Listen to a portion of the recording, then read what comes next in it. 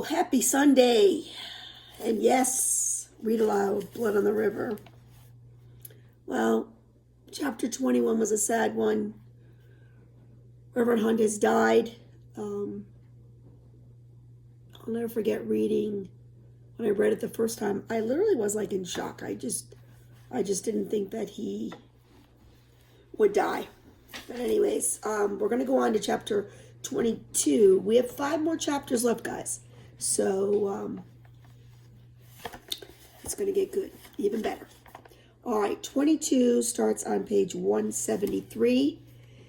Captain Smith, you shall find Powhatan to use you kindly, but trust him not, for he hath sent for you only to cut your throats. So what happens is Chief Powhatan is going to call to see Captain Smith. And Chief warns Captain Smith that the Powhatan chief wants to kill him.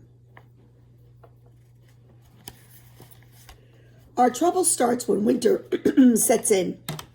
If we had more skilled farmers and hunters, and if we all worked at farming and hunting, we might be able to produce enough food to get us through the winter. But as it is, our men are kept busy searching for gold, digging for sassafras, and making clapboard, glass, pitch, tar, and soap ashes to ship back to England, in hopes that something in the lot will make profit for the Virginia Company. Remember, we've talked about this. Virginia Company's not interested in the colony developing as much as they're interested in making money and making their money back.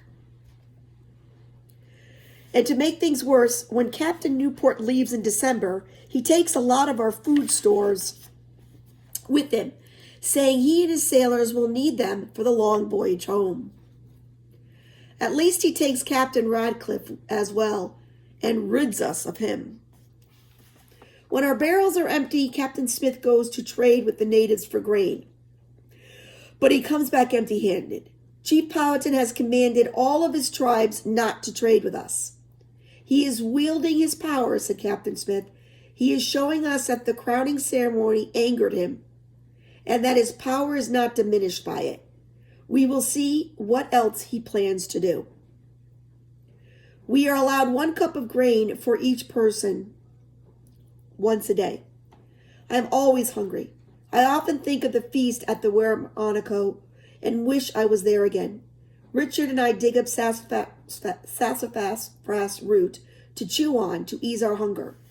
Then we talk about food, trying to use our minds to fill our bellies. My mom used to make Yorkshire pudding at Christmas time, I say, with the crust just a little brown and loads of gravy. Richard closes his eyes, imagining, and remember all the Saints' Day at the orphanage, he asks, when we had stew with enough meat in it so everybody got some. We talk about the birds and fish we roasted on Nevis, and I tell him again about the mounds of peas, squash, and venison at the Weronico feast. Soon our jaws are tired from chewing on sassafras roots, and for the first time our bellies are fooled into thinking we have eaten. Then one day we have good news, or what seems like good news. 2 natives arrive to tell us that Chief Powhatan is ready to trade. He will give us food if we bring him what he wants: a grindstone, a rooster, a hen, copper beads, 50 swords, several muskets, and workmen to build him an English-style house. He knows we are hungry enough that Captain Smith might well give him all he wants, including weapons. President Smith rubs his forehead and says quietly, "We are desperate for food." To the messengers in Algonquin, he says, "Tell Chief Powhatan we come. Give thing he wants." But as the messengers walk away, he says in English, "Except for the guns and swords. I will throw in some extra gifts instead." I smile. Watching the battle of wills between Captain Smith and Chief Powhatan is like watching the dance of a sword fight between 2 proud and powerful men. We load up 2 barges and the Discovery for the trip to Weronico. We hope to bring all 3 of the vessels back laden with food. The first night we stop at the Woonsocket village and are welcomed as guests. Chief Cetisim shares his pipe of tobacco with Captain Smith and shares some advice as well. I listen hard to understand the Algonquin words. Chief Powhatan will treat you kindly, but do not trust him, he says. He has sent for you only to slit your throats. Captain Smith does not seem surprised, and I realize he has already guessed that this might be a trap. We keep guns ready, he says in his choppy Algonquin. Then he looks at me. I leave boy with you, he asks Chief Sarmakin. I send messenger to him. If I dead, boy go to Jamestown and tell others. This chills me to the bones. I want to object, to tell Captain Smith not to go. Why is he willingly walking into a trap? We are surviving on our grain, I want to tell him. Captain Newport will be back soon. Let us all return to Jamestown tomorrow and wait for the supply ship. But I don't say anything. It's not my place. Back then, children were seen but not heard from. They had no opinions. They had to do whatever the adults told them to do. Chief Sarakasim agrees. Captain Smith and the other men will go to Wiramaco in the morning. I will stay at the Woonsocket village and wait. If Captain Smith is killed, I will return to Jamestown to bring the news. The next morning, I watch the Discovery sail away with Captain Smith at the helm. I wonder if it will be the last time I see him. I push down the sadness. I have already lost Reverend Hunt. I don't want to lose Captain Smith as well. I tell myself that he is wily and smart, and will not easily fall into Chief Powhatan's trap. The Woonsocket village is a busy place, and I want to do my share of work. But when I try to help the two girls with their pounding of corn into meal, Katina, Chief Saracum's son, pulls me away. That is work for women to do, he says. I will show you men's work. He takes me into the forest. There is a thin layer of snow on the dead leaves, and my feet crunch loudly on them. He stops and looks at me, frowning. You are very loud, he says. He inspects my shoes. My mother will make you some moccasins.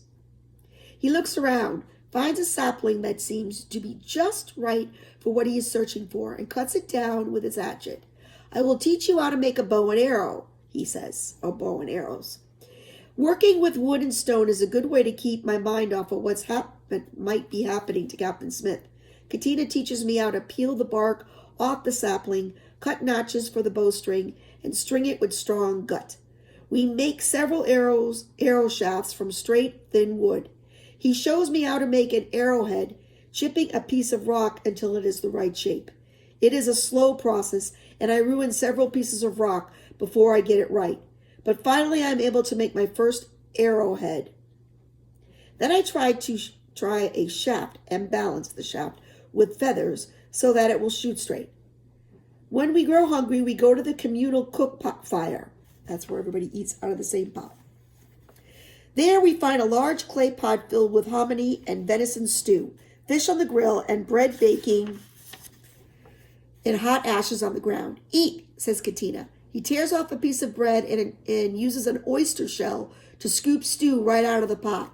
I do the same. It is delicious.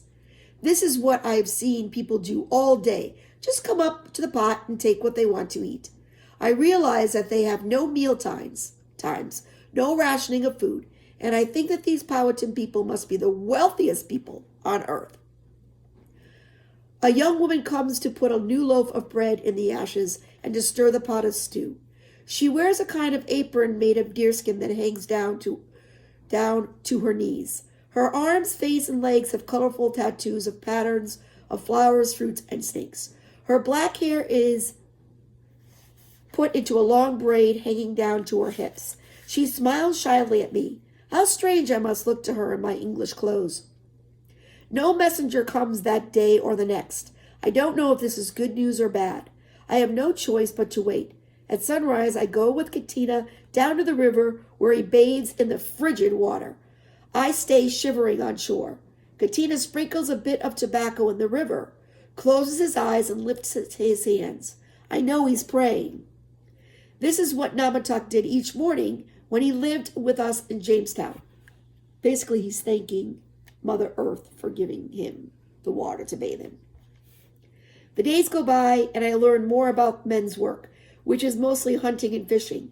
I am also careful to learn which chores are women's work so that I will not embarrass myself again by trying to do any of it. Planting, weeding, harvesting, making clay pots, cooking, making clothes, it is all for the girls and women to do.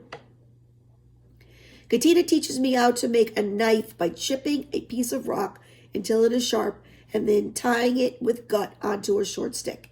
He gives me a buckskin pouch and shows me how to hang it from my waist with a leather strap. My knife fits nicely inside. I continue to make my arrows, chipping the arrowheads and tying the feathers until I have enough to go hunting. Katina shows me how to weave a case so that I can carry my arrows on my back. He has me practice with my bow and arrows until a target until I can shoot straight. It snows, and Katina says this will make hunting even easier because we can see the animal tracks in the snow.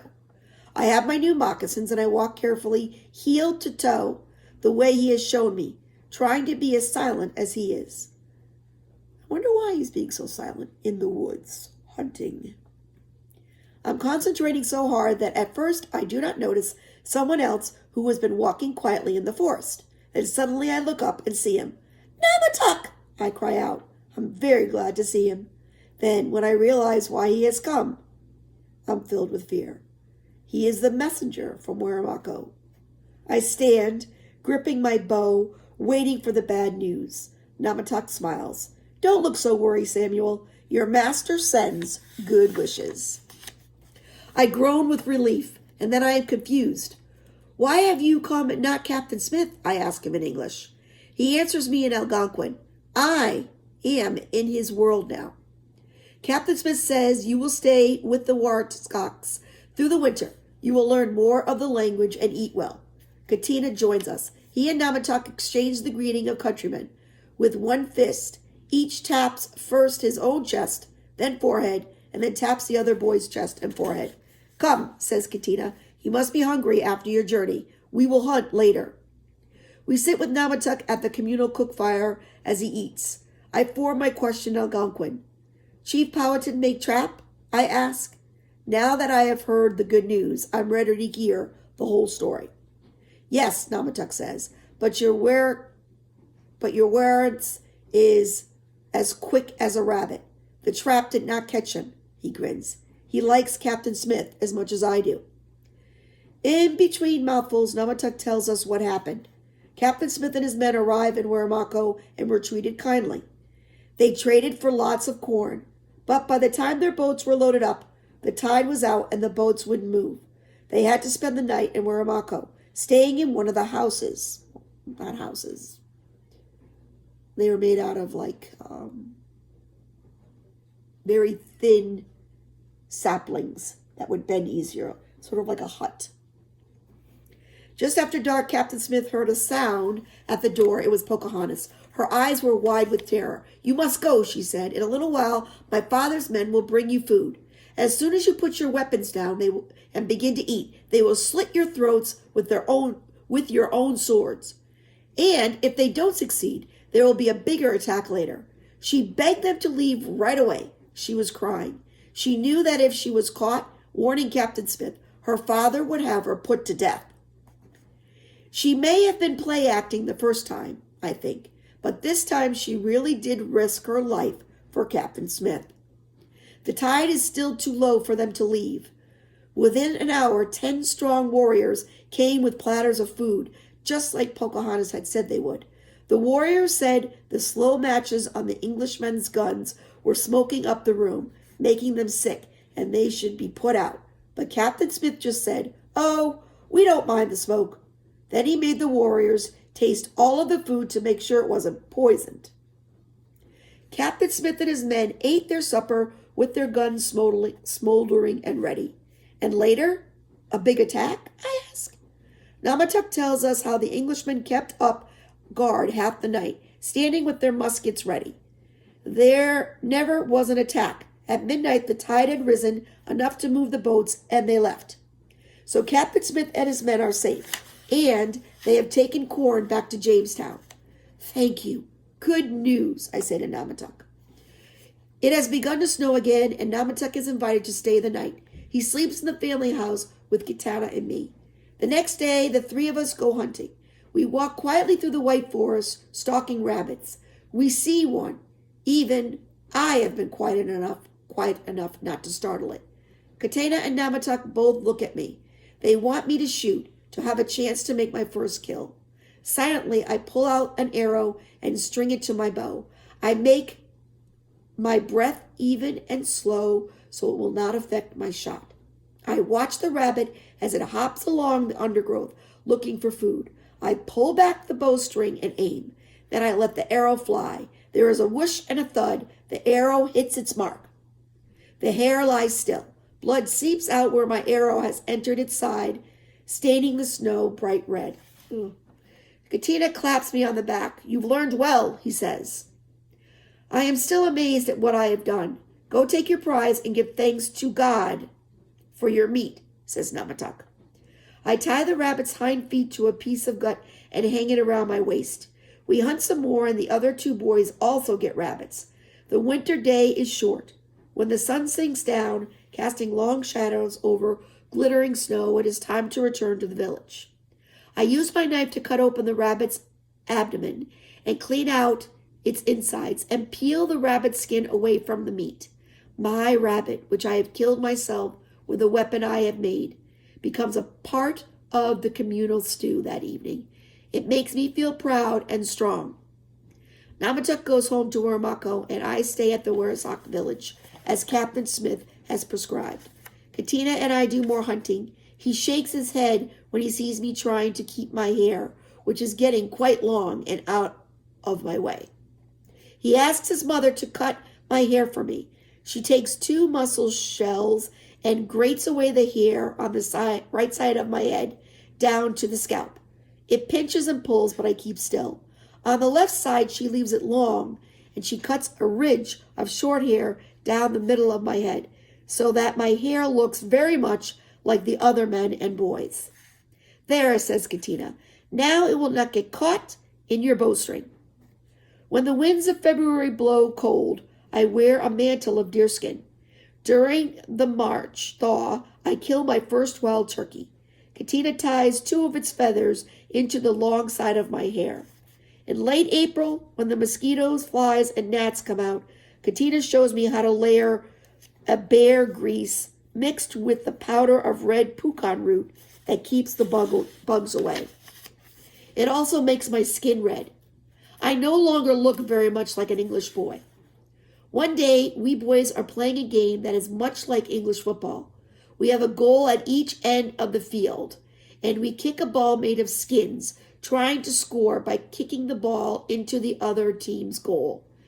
It's said that the game of lacrosse was actually created by the Indians. I have finally gotten tired of sweating in my slops and long-sleeve shirt during these games, and have let Katina's sister make me a buckskin breechcloth to wear. The red pukatun dye protects my back, chest, and arms and legs from insects and the burning sun, and my moccasins protect my feet for running. The right side of my hair has been newly shaved by Katina's mother, and my left side of my hair is quite long, almost to my shoulder. I have added a few shells to the feathers as ornaments. So he's evolving into one of them. I'm wondering if that's what Captain Smith really wanted him to do. As we play, I hear a call of Wingapo, spoken with an English accent. I stop running. I have almost forgotten what English speech sounds like. What I see takes my breath away. It is Richard, Nathaniel, Henry, Abram, and several others. They look thin and wan. They are walking toward us. Richard calls out, speaking Algonquin, as if he has memorized just what to say. Captain Smith send, need eat. Fine English boy Samuel. I sputter. Richard, I call to him. It's me. Richard's eyes go wide and his mouth drops open. By God, he's turned into a savage, Henry says. I ignore Henry and go to greet Richard and the others. The Indian boys gather around us. Are you here to bring me back? I ask, still not understanding why they have come. Richard shakes his head. We're here to stay for a while. To eat. Rats got into the grain. There were so many of them, they looked like maggots squirming in the barrels. Ugh. We have almost nothing left, so President Smith has sent us different places. Some he sent up the river to live on oysters, some down the river to Point Comfort to live on fish, and some to friendly tribes. We got sent here. We have copper to pay our way. I translate as best I can for Katina. He nods and says he will go to tell his father that they are here. So, Richard's eyes me curiously. Did that stuff just get stuck in your hair, or did you put it there on purpose? I sock him playfully in the arm, and we both laugh. I think of how I want to teach him what I have learned.